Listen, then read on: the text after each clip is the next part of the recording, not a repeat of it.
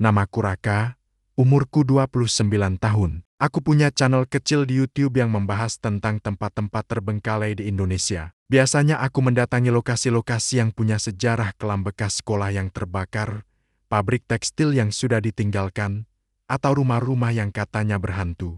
Tapi malam itu, aku tidak pernah menyangka kalau lokasi yang akan kudatangi benar-benar akan mengubah cara pandangku tentang dunia ini. Semuanya bermula dari sebuah pesan suara yang kuterima lewat Instagram sekitar jam 11:47 malam. Pesannya datang dari seorang pengikut yang tidak pernah kukenal sebelumnya. Suaranya terdengar tergesa-gesa dan serak, seperti orang yang sedang berbisik tapi juga menahan ketakutan. "Bang, tolong datang ke Depok, ke rumah sakit bekas karantina COVID yang di Jalan Raya Siliwangi. Katanya udah ditutup, tapi tiap malam masih ada ambulans masuk, lampunya nyala, dan kadang terdengar orang teriak minta tolong dari dalam." Aku terdiam beberapa saat setelah mendengar pesan itu. Aku tahu persis rumah sakit yang dia maksud, rumah sakit karantina Cempaka Depok.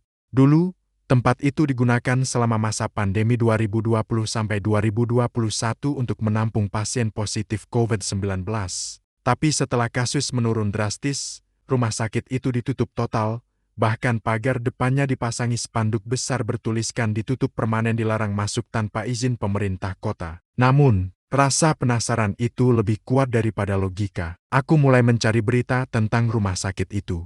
Tak ada berita baru. Semuanya berhenti di tahun 2022 saat pemerintah resmi memindahkan seluruh pasien ke RSUD. Sejak itu, bangunannya terbengkalai, dijaga satpam pemerintah kota, dan katanya akan diubah menjadi gudang logistik. Tapi kalau benar ada lampu yang menyala di tengah malam, itu tidak masuk akal. Aku akhirnya memutuskan untuk pergi ke sana malam itu juga. Jam-jam 0:32 dini hari, aku memacu motorku menuju kawasan Cilodong, Depok. Udara malam terasa lembab, jalanan sepi, hanya ada beberapa mobil truk melintas. Saat melewati jembatan kecil menuju area rumah sakit, aku bisa melihat dari jauh lampu di lantai 2 gedung utama benar-benar menyala. Bukan cuma satu, tapi beberapa lampu terang yang tampak dari balik tirai jendela. Aku berhenti di depan pagar utama yang sudah berkarat. Spanduk ditutup permanen masih tergantung, tapi warnanya sudah pudar dan sobek di beberapa bagian. Aku mengeluarkan kamera kecil dari tas,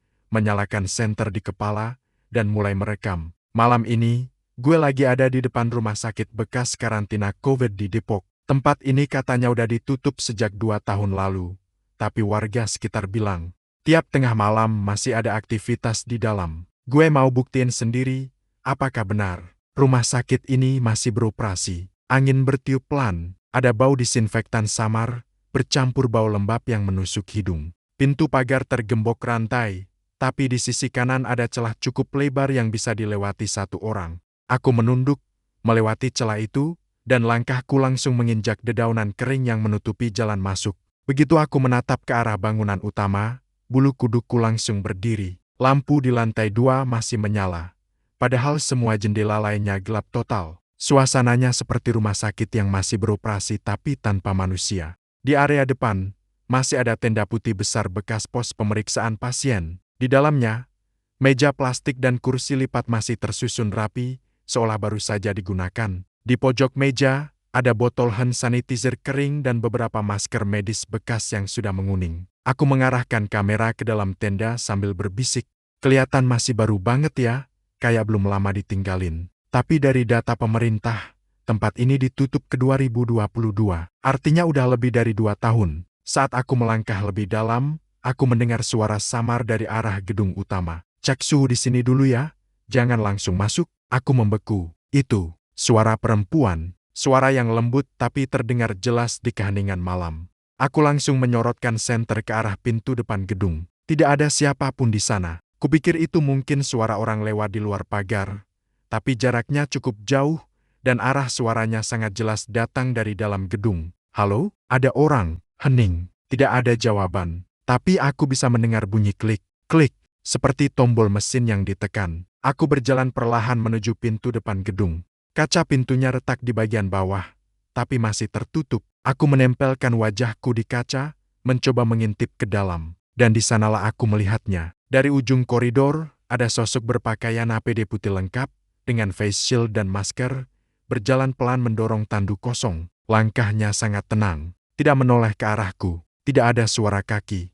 Tapi aku tahu betul tandu itu bergerak ke arah ruang IGD yang lampunya masih menyala. Aku langsung mundur beberapa langkah. Kamera di tanganku sedikit bergetar. Jantungku berdetak begitu keras sampai aku bisa mendengarnya sendiri. Gue nggak salah lihat barusan. Ada orang pakai APD di dalam. Tapi rumah sakit ini udah 2 tahun tutup, kan? Aku mencoba merekam ulang lewat kaca, tapi saat aku arahkan senter ke dalam, sosok itu sudah tidak ada. Aku memutuskan untuk mencari jalan masuk lain. Di sisi kiri bangunan, ada pintu darurat yang sedikit terbuka. Aku menyorot ke dalam koridornya gelap, tapi terlihat beberapa poster protokol kesehatan masih menempel di dinding. Aku menelan ludah, lalu melangkah masuk perlahan. Begitu aku masuk, hawa di dalam berubah drastis. Udara terasa lebih dingin, lebih berat, dan setiap langkahku menimbulkan gema aneh di lantai keramik. Di sepanjang koridor, aku bisa melihat bekas tempat tidur pasien yang ditinggalkan begitu saja. Ada satu tempat tidur dengan sprei putih yang masih terpasang, tapi bagian tengahnya tampak seperti baru saja ditiduri seseorang. Di ujung lorong, aku menemukan meja administrasi dengan komputer tua yang masih terpasang. Aku menyorot ke layarnya mati, tapi di bawahnya, lampu indikator powernya berkedip merah. Aku menekan tombol power, dan monitor tiba-tiba menyala. Layar biru muncul dengan logo rumah sakit dan tulisan sistem pendaftaran pasien karantina 2021. Aku terpaku. Komputer ini masih aktif, masih tersambung listrik. Padahal seluruh bangunan ini sudah tidak punya DA, kata berita yang kubaca. Aku menggerakkan mouse, dan layar menampilkan daftar pasien terakhir. Nama-nama muncul satu persatu. Rati Adi Pranata 27 tahun meninggal status.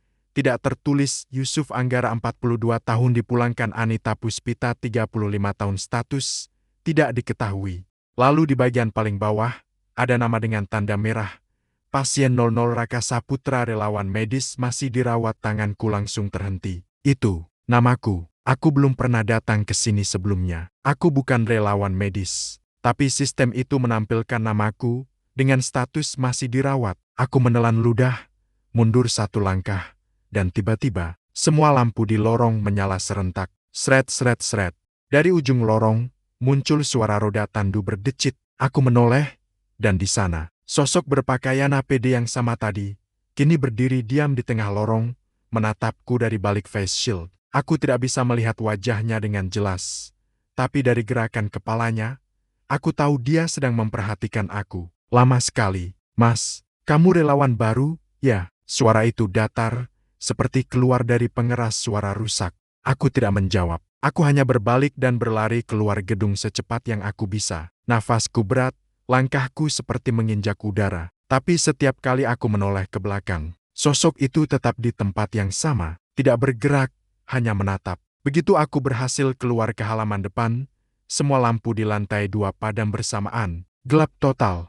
Tapi dari balik jendela, aku bisa melihat bayangan banyak orang berdiri di balik tirai. Semuanya diam, tidak bergerak, hanya menatap ke arahku. Aku langsung keluar lewat celah pagar, menaiki motor, dan ngebut sejauh mungkin dari tempat itu. Begitu sampai di jalan besar, aku berhenti untuk menarik napas.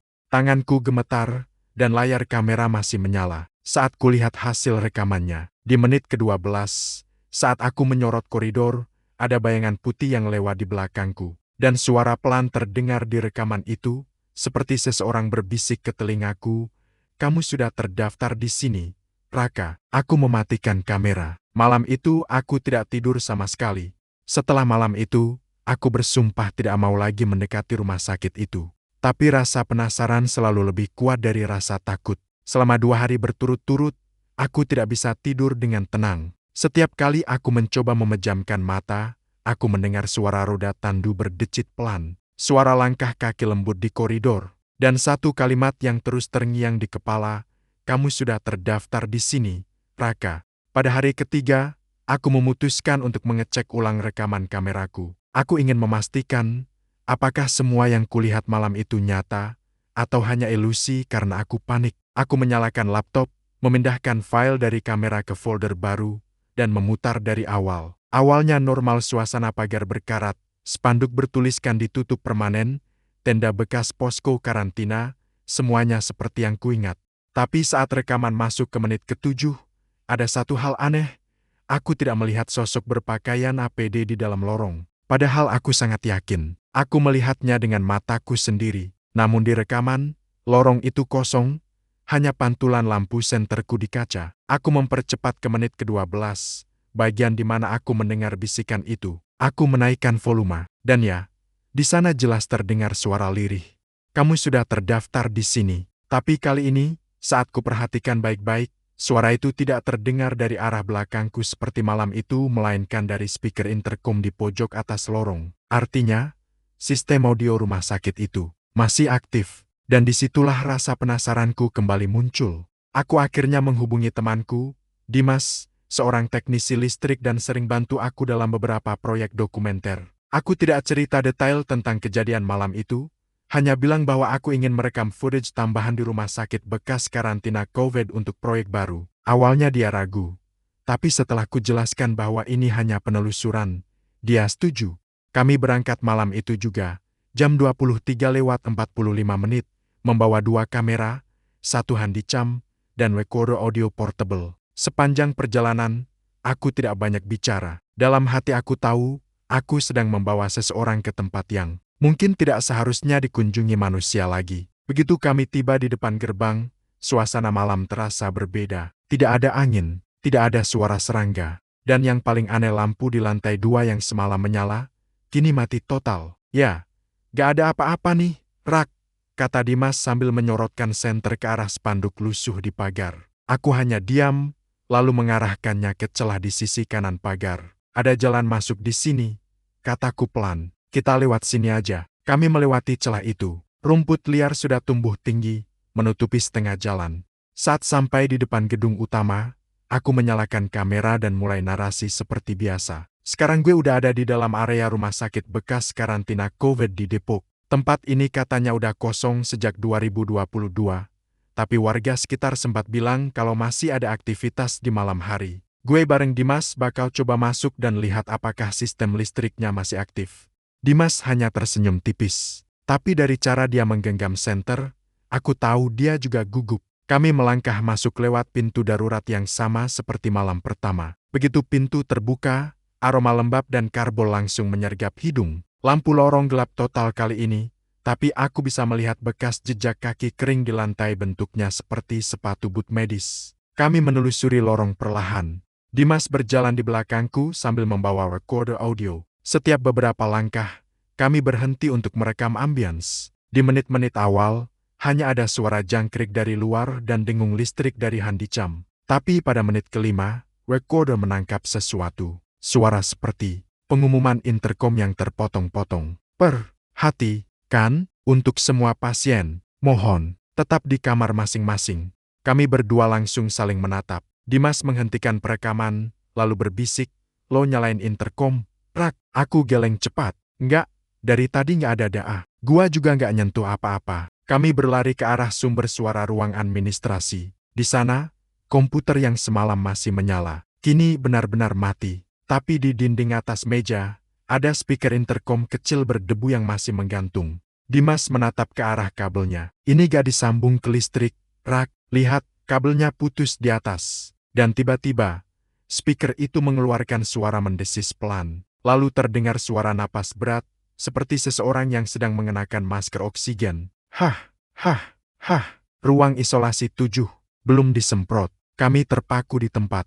Dimas refleks mematikan recorder, tapi aku langsung bilang, "Jangan, rekam aja terus." Namun sebelum sempat lanjut, dari arah lorong belakang terdengar bunyi tandu berdecit pelan.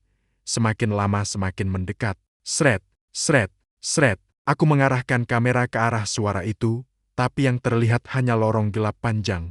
Lalu, dari bayangan ujung lorong, muncul cahaya redup seperti pantulan dari face shield seseorang. "Dimas, apa? Lo lihat itu?" Dimas mengangkat senter, menyorot ujung lorong. Kosong, tidak ada siapapun. Tapi di lantai, terlihat bekas roda tandu yang baru saja bergeser. Masih basah, seperti ada sesuatu yang baru lewat. Kami mundur perlahan, tapi sebelum sempat berbalik, intercom berbunyi lagi. Kali ini lebih jelas suara perempuan. "Pasien 00 sudah membaik. Siapkan ruang isolasi 7 bit." Aku langsung menatap Dimas. Suara itu Sama seperti yang kudengar 2 malam lalu. Pasien 00, gumamku. Nama gue yang keluar di komputer itu, Dim. Apa maksud lo? Aku pernah lihat datanya. Ada nama Raka Saputra relawan medis masih dirawat. Itu aku. Dim. Aku belum pernah daftar ke sini, tapi sistemnya nyimpen nama aku. Wajah Dimas langsung pucat. Dia menatap ke arah interkom, lalu ke arahku. Ra, kita cabut aja. Ini udah gak bener. Tapi sebelum kami sempat melangkah keluar, lampu lorong menyala satu persatu dari ujung ke ujung. Dan dari arah kanan, terdengar suara pintu yang terbuka dengan keras. BRK. Kami sontak berlari ke arah pintu darurat, tapi langkah kami terhenti saat mendengar sesuatu dari interkom lagi kali ini. Suara laki-laki tua. Relawan Raka Saputra, harap ke ruang isolasi 7. Pasien menunggu. Jantungku seolah berhenti berdetak. Kami berdua berlari keluar ruangan. Tapi baru beberapa meter, Dimas menarik lenganku. Prak, lihat itu. Di dinding kiri koridor, ada papan nama ruangan. Sebagian hurufnya sudah lepas, tapi di antara yang masih terbaca, ada tulisan, ruang isolasi 7 bit, dan dari balik pintu ruangan itu, terdengar suara seseorang batuk pelan. Batuk berat, seperti paru-parunya penuh cairan. Tolong, masih di sini. Aku ingin lari, tapi entah kenapa, kakiku seperti tertahan. Ada sesuatu yang membuatku harus tahu apa yang sebenarnya terjadi. Aku menatap Dimas, dan dia hanya menggeleng cepat. Tapi aku sudah membuka pintu itu perlahan. Bau obat, karbol, dan darah. Ruangannya kecil. Hanya ada 3 tempat tidur besi. 2 di antaranya kosong, tapi yang satu masih terpasang tabung oksigen berdebu. Spray putihnya tampak kusut, tapi bentuknya seperti ada seseorang yang baru saja berbaring di sana. Aku melangkah masuk sambil menyorot kamera. Dan di pojok ruangan, ada catatan medis yang terjatuh dari meja kecil. Kertasnya sudah menguning, tapi masih terbaca, pasien 00 nama, kosong status, dalam perawatan, tidak boleh dipindahkan, dilarang mengganggu. Catatan, relawan terakhir belum keluar. Relawan terakhir, gumamku pelan. Dimas sudah berdiri di ambang pintu, tidak berani masuk. Saat aku membaca catatan itu lebih lanjut, tiba-tiba interkom di atas kepala menyala. Dan suara yang keluar bukan lagi suara perempuan, tapi suara napasku sendiri. Raka Saputra, sudah di ruang isolasi 7. Aku langsung menatap ke arah senter. Sinar lampu bergetar pelan karena tanganku gemetar. Dimas, lo denger nggak? Itu suara gue sendiri. Dimas berteriak, Ra, keluar sekarang. Dia menarik lenganku. Tapi tepat saat itu, tabung oksigen di samping tempat tidur mengeluarkan desisan keras. Seperti ada yang membuka katupnya. Spray di ranjang itu mulai bergerak sendiri, menegang, lalu perlahan menurun. Seolah ada seseorang yang baru saja berbaring di bawahnya. Dimas menarikku paksa keluar ruangan. Kami berlari sepanjang lorong tanpa menoleh lagi ke belakang. Tapi setiap beberapa langkah, aku mendengar speaker interkom menyebut namaku terus-menerus. Raka Saputra ke ruang isolasi 7. Raka Saputra ke ruang isolasi 7. Raka Saputra. Dan suara itu berubah jadi bisikan serak. Kamu belum keluar dari sini.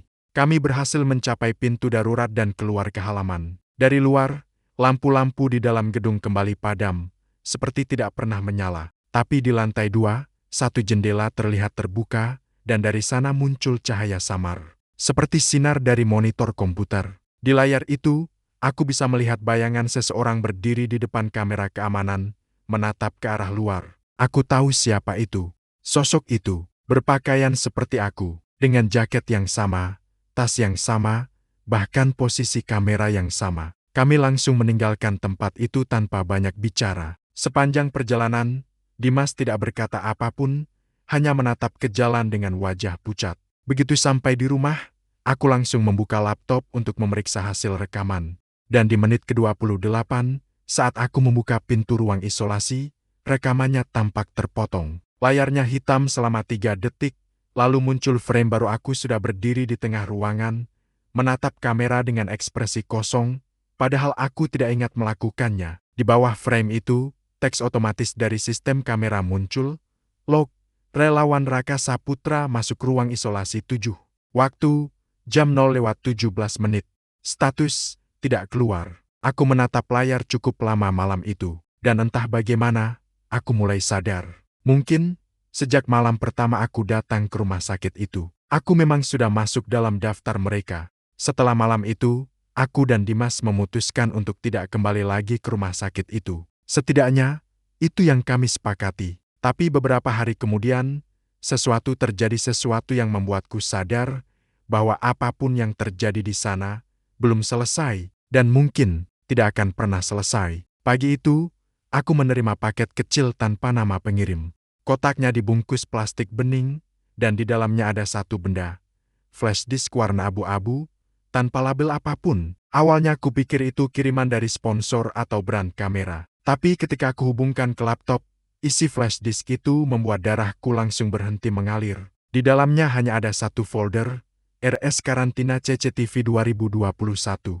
Dan di dalam folder itu puluhan file video dengan format MP4, semuanya diberi nama tanggal. Yang paling terakhir bertuliskan 17 Juni tahun 2022 00-17 tanggal itu. Hari yang sama ketika aku datang ke sana pertama kali, aku memutar file pertama. Tampak gambar dari kamera keamanan di koridor utama rumah sakit. Tanggal di pojok kanan bawah menunjukkan 14 April tahun 2021, saat pandemi masih parah. Tampak dua tenaga medis berpakaian APD mendorong pasien di atas tandu. Tidak ada yang aneh. Aku lanjut ke file berikutnya 17 Juni tahun 2022.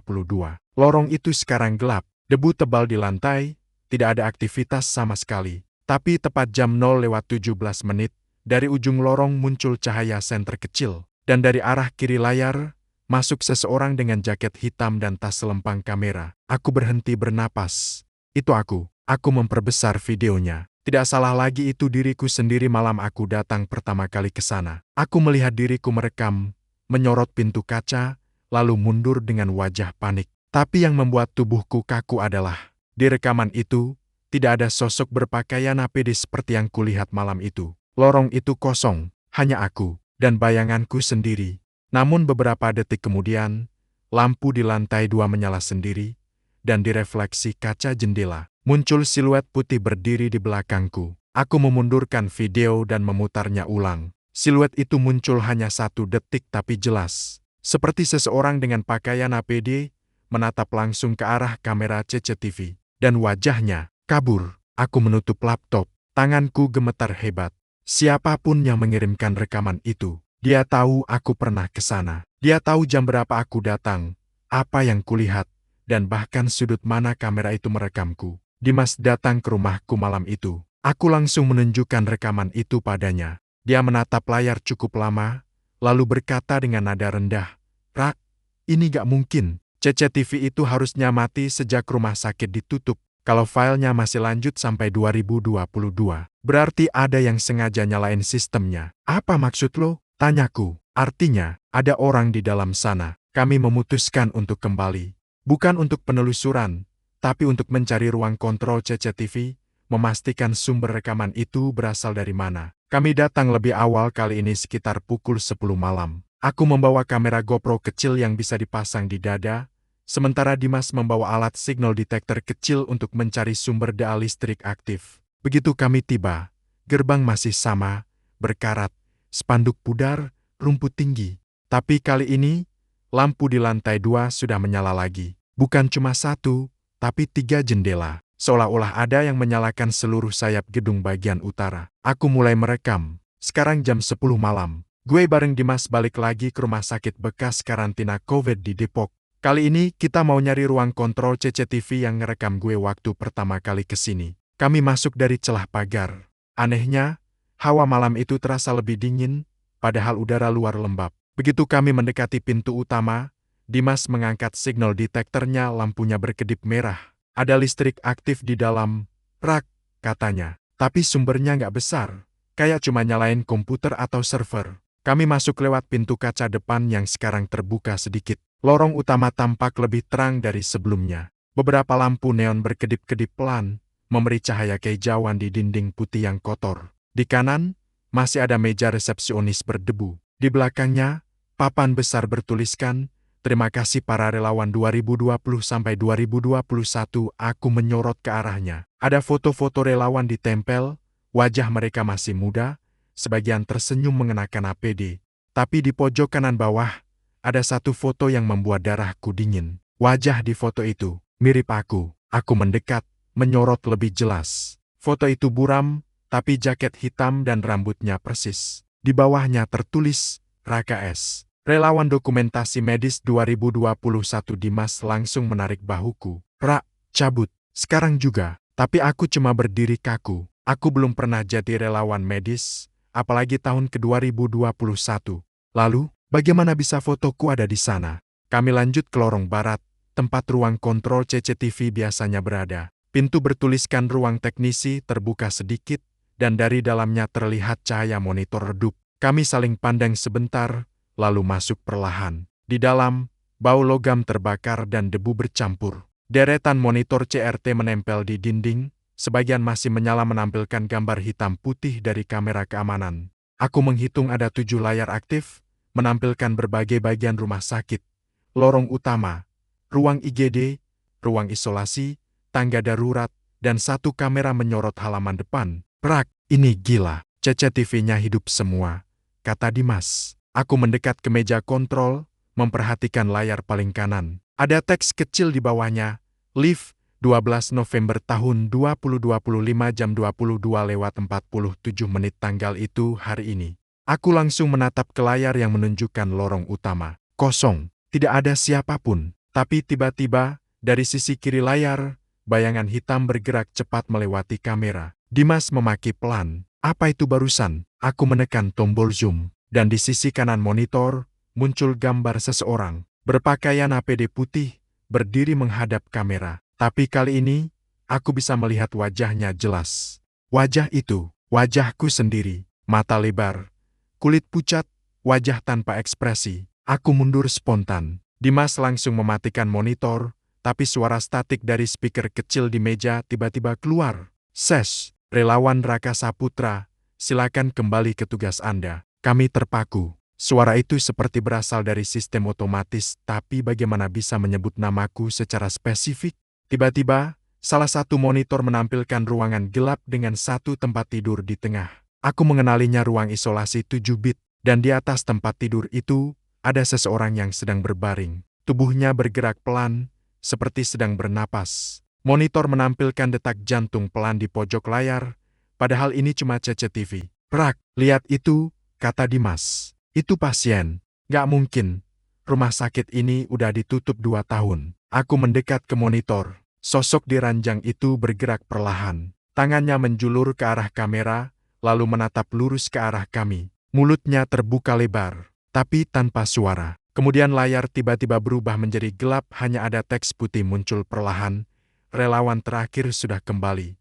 Dimas panik menekan tombol power semua monitor, tapi sistemnya tidak mau mati. Suara napas dari speaker semakin keras, diikuti bunyi roda tandu mendekat dari luar ruangan. Sret, sret, sret. Rak, itu tandu. Dimas berteriak. Aku segera menyorot pintu dengan senter. Bayangan putih lewat cepat di depan ruangan. Tidak jelas, tapi cukup untuk membuat seluruh tubuhku membeku. Lalu semua monitor menyala lagi menampilkan kami berdua berdiri di ruang kontrol dalam waktu nyata. Dan dari belakang kami di layar, tampak satu sosok berpakaian APD berdiri di ambang pintu, menatap langsung ke kamera. Aku menoleh spontan. Kosong. Tidak ada siapapun di sana. Tapi di layar monitor, sosok itu masih berdiri, dan perlahan mengangkat tangannya, menunjuk ke arahku. Kami langsung lari keluar ruangan. Lorong tampak lebih panjang dari sebelumnya, seolah tak berujung. Lampu neon berkedip-kedip, suara intercom mulai menyala lagi dengan noise. Relawan Raka, jangan keluar dari area. Pasien 7 masih menunggu. Kami menuruni tangga darurat. Tapi di tengah jalan, Dimas berhenti. Rak, dengar itu, katanya pelan. Dari bawah tangga, terdengar suara batuk berat. Suara perempuan, lalu suara oksigen mendesis lagi. Aku berbisik, jangan berhenti, Dim, lari aja. Kami menerobos pintu darurat bawah yang terbuka sedikit dan keluar ke halaman. Tapi saat aku menoleh ke gedung, semua jendela lantai 2 menyala bersamaan. Dan dari balik setiap jendela, tampak bayangan orang memakai APD berdiri diam menghadap keluar. Kami terus berlari ke arah pagar. Begitu melewati celah, aku sempat menoleh sekali lagi. Gedung itu gelap kembali, tapi satu monitor di ruang kontrol masih menyala dari kejauhan. Bisa kulihat warna putihnya memantul di kaca jendela. Suaraku di kepala masih terngiang, suara rekaman dari CCTV relawan Raka Saputra. Silakan kembali ke tugas Anda. Malam itu, aku mencoba tidur di rumah Dimas. Tapi sekitar pukul 2 pagi, ponselku berbunyi. Nomor tak dikenal. Aku menjawab dengan suara serak. Halo, tak ada suara. Hanya bunyi statik pelan. Lalu suara perempuan lirih terdengar. Ruang isolasi 7. Sudah siap. Aku langsung menutup telepon. Tapi sebelum layar ponsel padam, muncul notifikasi baru. File video diterima. CCTV ruang 7B. MP4. Aku memutar video itu dengan tangan gemetar. Tampak ruangan 7 bit. Kamera menyorot tempat tidur kosong. Tapi beberapa detik kemudian, sosok berpakaian APD masuk, mendorong tanduk kosong. Dia menatap kamera, lalu menarik tirai, menyiapkan ranjang. Dan di akhir video, muncul tulisan, pasien berikutnya sudah tiba. Kalau ada yang tanya, kenapa gue balik lagi ke sana? Jawabannya cuma satu, rasa penasaran gue udah gak bisa dibendung. Sejak malam diterimanya rekaman CCTV itu, aku gak bisa tidur tenang. Setiap kali mata mau terpejam, suara itu muncul lagi di kepalaku. Relawan Raka Saputra, silakan kembali ke tugas Anda. Dan setiap kali aku bangun, layar laptop di meja kerja selalu dalam posisi hidup. Menampilkan folder yang sama, RS Karantina CCTV 2021. Padahal, aku udah cabut flash disk itu dan buang ke sungai. Tapi filenya muncul lagi, setiap malam. Jam yang sama, jam 0:17. Dimas sempat nginep di rumah gue 2 malam buat jaga-jaga, tapi malah dia yang pertama kali lihat hal aneh berikutnya. Pukul 2 dini hari, dia bangunin gue sambil gemetar. Prak, gue baru lihat lo keluar dari kamar, barusan. Gue langsung bangun, apa? Gue dari tadi tidur, dim. Tapi ekspresi dia gak main-main. Dia nunjuk layar CCTV kecil yang terpasang di ruang tamu, hasil kebiasaannya pasang kamera buat keamanan. Di situ, terlihat seseorang keluar dari kamarku jam 1:59, berjalan pelan ke dapur. Rambut acak-acakan, wajah pucat, dan pakaian tidur yang persis sama kayak yang gue pakai sekarang. Dim, gue berbisik, rekamannya jam berapa? Dia lihat timestampnya, jam 0:17. Jam sialan itu lagi. Hari berikutnya, kami memutuskan buat lapor ke pihak keamanan komplek. Tapi anehnya, waktu kami tunjukin video itu ke Satpam, filenya hilang dari flash disk. Satpam cuma lihat layar kosong dan bilang, "Mas mungkin salah lihat. Kamera suka error, apalagi sinyalnya lemah." Dimas sudah mau marah.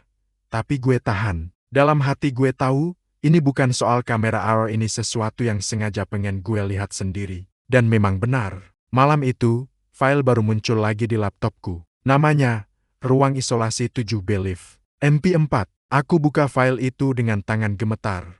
Video dimulai dengan sudut pandang kamera CCTV, tapi kali ini kualitasnya jauh lebih tajam. Kursi, alat infus, dan tempat tidur terlihat jelas. Di ujung ruangan, ada tulisan di dinding, pasien terakhir belum pulang. Dan di tengah tempat tidur, ada tubuh seseorang berbaring. Tapi kali ini, bukan pasien lain. Itu aku sendiri. Mataku terbuka, menatap lurus ke kamera. Tubuhku diam, hanya dada yang naik turun pelan seolah bernapas. Dan dari speaker laptop, suara napas berat terdengar bersamaan seperti berasal dari dalam ruangan. Dimas langsung nutup layar laptop, tapi suara itu gak berhenti. Suara napas itu malah berubah jadi suara oksigen tabung yang mendesis pelan. Kami saling pandang, dan Dimas berbisik, "Prak, kita harus balik ke sana." Aku tahu itu gila, tapi malam itu juga kami berangkat. Bukan buat video, bukan buat konten. Kami cuma pengen satu hal, mengakhiri semuanya. Kami bawa 2 kamera GoPro, senter besar, dan 1 alat EMF detector. Dimas bawa walkie-talkie kecil, biar bisa komunikasi kalau terpisah. Waktu kami sampai di depan rumah sakit itu, jam di mobil menunjukkan jam 23:58. Tapi dari kejauhan, aku bisa lihat sesuatu yang langsung bikin jantung berhenti berdetak. Pintu utama rumah sakit terbuka lebar, dan dari dalam, samar-samar, terdengar bunyi oksigen mendesis. Kami melangkah masuk dengan hati-hati. Semua tampak sama, lorong gelap, bau antiseptik basi, udara dingin yang gak wajar. Tapi kali ini, lampu-lampu di bagian dalam menyala satu persatu, mengikuti langkah kami. Setiap kali kami berjalan ke depan, lampu di belakang mati. Seolah-olah rumah sakit itu memaksa kami masuk lebih dalam. Sampai akhirnya kami sampai di pintu bertuliskan ruang isolasi 7 bit. Pintu itu berwarna hijau muda, catnya terkelupas. Ada kaca kecil di bagian atas, di baliknya terlihat gelap. Tapi kalau diperhatikan baik-baik, ada bayangan samar yang bergerak pelan di dalamnya. "Prak, ini terakhir ya," kata Dimas lirih. Aku cuma mengangguk. Kami buka pintu itu bersamaan. Suara engselnya berderit panjang. Begitu pintu terbuka, udara dingin langsung menyeruak keluar dan aroma antiseptik tajam menusuk hidung. Lampu neon di dalam ruangan menyala pelan-pelan, memunculkan pemandangan yang bikin darahku membeku. Di tengah ruangan, ada satu tempat tidur pasien. Selimut putih masih rapi, dan di sebelahnya berdiri tabung oksigen masih menyala. Alat monitor detak jantung berkedip-kedip, padahal nggak tersambung ke siapapun. Dan di kursi dekat tempat tidur, ada seseorang duduk membelakangiku. Rambutnya acak-acakan, bahunya bergerak pelan seperti sedang bernapas. "Permisi," suaraku bergetar. Orang itu gak menjawab. Aku maju satu langkah. Dimas menyorot lampu senter ke arah kursi itu. Sosok itu perlahan menoleh. Dan yang kulihat, membuat kakiku langsung lumpuh di tempat. Itu aku sendiri, tapi dengan wajah pucat, mata cekung, dan selang oksigen menempel di hidung. Dia menatap langsung ke arahku, lalu tersenyum lemah. "Akhirnya, kamu datang juga." Suara itu sama persis dengan suaraku. Dimas panik dan langsung menyalakan kamera. "Ra, mundur, ini bukan lo." Tapi sebelum aku bisa bergerak, aku yang di kursi itu berdiri, lalu berjalan pelan ke arah tempat tidur. Dia menarik tirai, memperlihatkan tubuh lain di atas ranjang. Tubuh itu mengenakan pakaian pasien warna biru, wajahnya tertutup masker oksigen. Perlahan, sosok itu membuka masker itu, dan di balik masker, wajahnya adalah aku. Dua sosok diriku, satu berdiri, satu berbaring. Aku menjerit dan mundur ke pintu, tapi pintunya menutup sendiri. Cahaya senter mulai redup. Dimas memukul pintu sekuat tenaga sambil teriak, "Buka, buka, prak." Tiba-tiba, semua alat di ruangan menyala bersamaan. Monitor detak jantung berbunyi cepat. Oksigen mendesis keras. Dan dari speaker kecil di pojok ruangan, terdengar suara operator, "Pasien 7 kembali hidup." Cahaya di ruangan berkedip, dan dari arah kursi, sosok dengan pakaian APD putih muncul lagi. Tapi kali ini jumlahnya banyak. Mereka berdiri melingkari tempat tidur, menunduk, seolah melakukan prosedur medis. Di tengah-tengah mereka, aku bisa lihat tubuhku sendiri yang berbaring, tubuh yang sama dengan yang kulihat di CCTV. Dimas menjerit, "Ra, keluar sekarang." Aku menoleh ke dia. Tapi tiba-tiba salah satu sosok APD menatap kami. Gerakannya kaku, lalu menunjuk ke arahku sama seperti di rekaman CCTV bab sebelumnya. Lalu satu persatu dari mereka menatap kami. Belasan kepala menoleh bersamaan, wajah di balik pelindung plastiknya kosong, matanya hitam pekat. Dimas melempar senter ke arah mereka, tapi senter itu jatuh tanpa bunyi seolah menembus udara kosong. "Ra, mereka gak nyata," katanya panik. Tapi aku gak yakin, karena detik berikutnya, satu tangan dari arah tempat tidur menyentuh pergelangan kakiku. Dingin, licin, berat. Aku spontan menendang, tapi tangan itu menarik makin kuat. Dan dari bawah tirai, aku lihat sesuatu menjulur, tangan-tangan lain ikut meraih.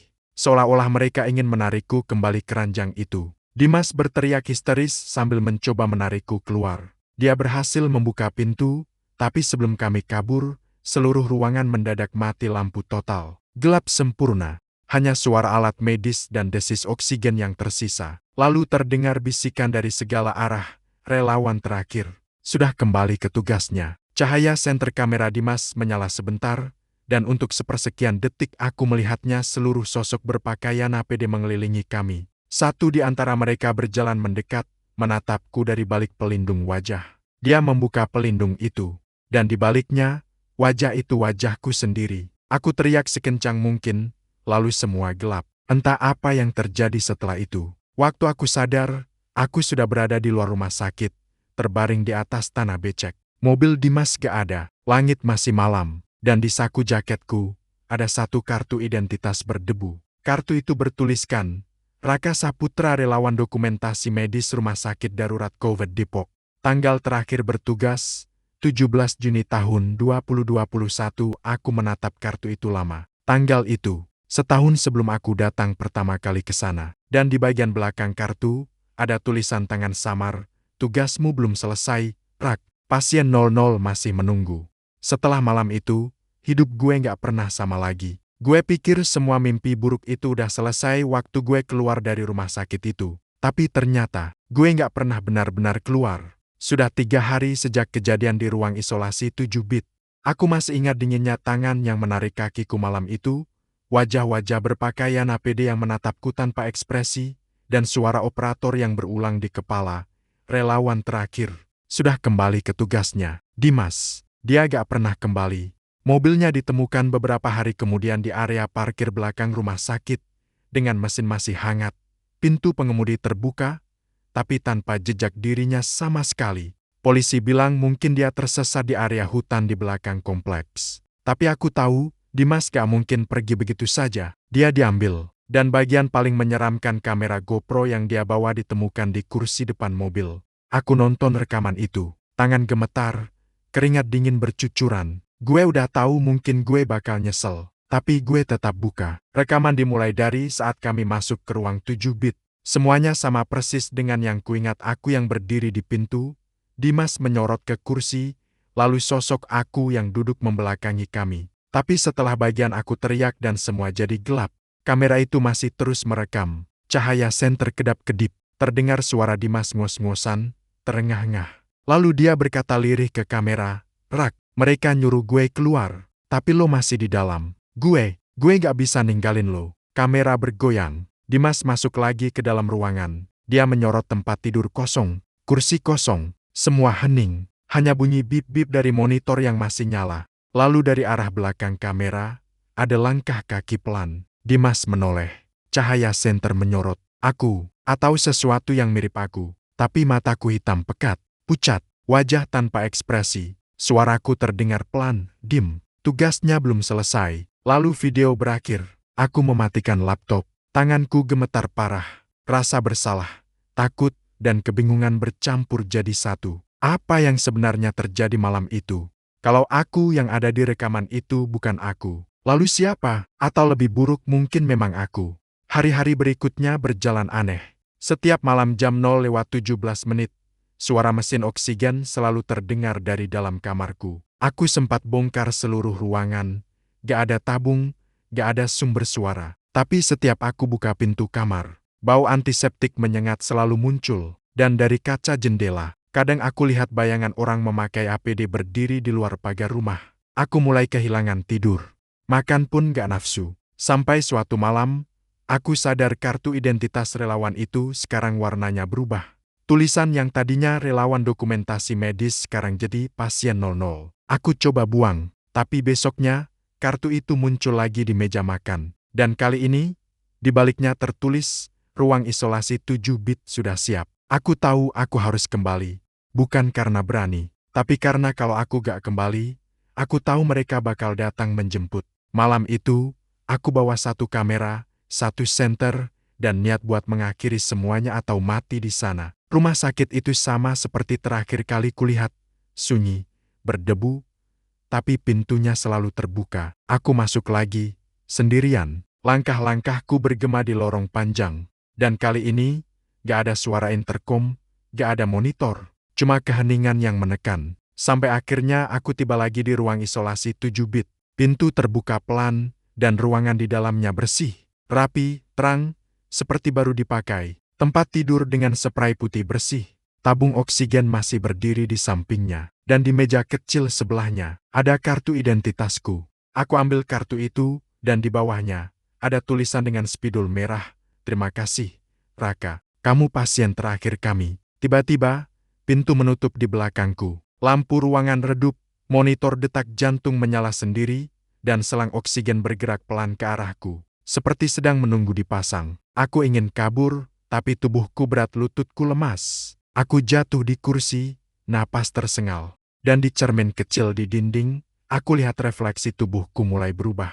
Kulitku pucat, mata mulai cekung. Di leherku, muncul bekas garis merah seperti bekas masker oksigen. Dan di dada, ada stiker kecil bertuliskan pasien 00. Relawan terakhir telah selesai menjalankan tugasnya. Suara operator berbunyi lagi dari speaker. Aku mencoba berteriak, tapi gak ada suara yang keluar. Oksigen mulai mengalir. Cahaya ruangan memudar. Dan untuk terakhir kalinya sebelum semuanya gelap, aku lihat di kaca refleksi di balikku berdiri para tenaga medis berpakaian APD, menunduk pelan seolah memberikan penghormatan. Mungkin di luar sana, orang-orang mengira rumah sakit bekas karantina COVID di Depok itu udah ditutup. Tapi aku tahu kebenarannya, tempat itu masih beroperasi. Bukan buat pasien baru, tapi buat kita yang belum sempat pulang.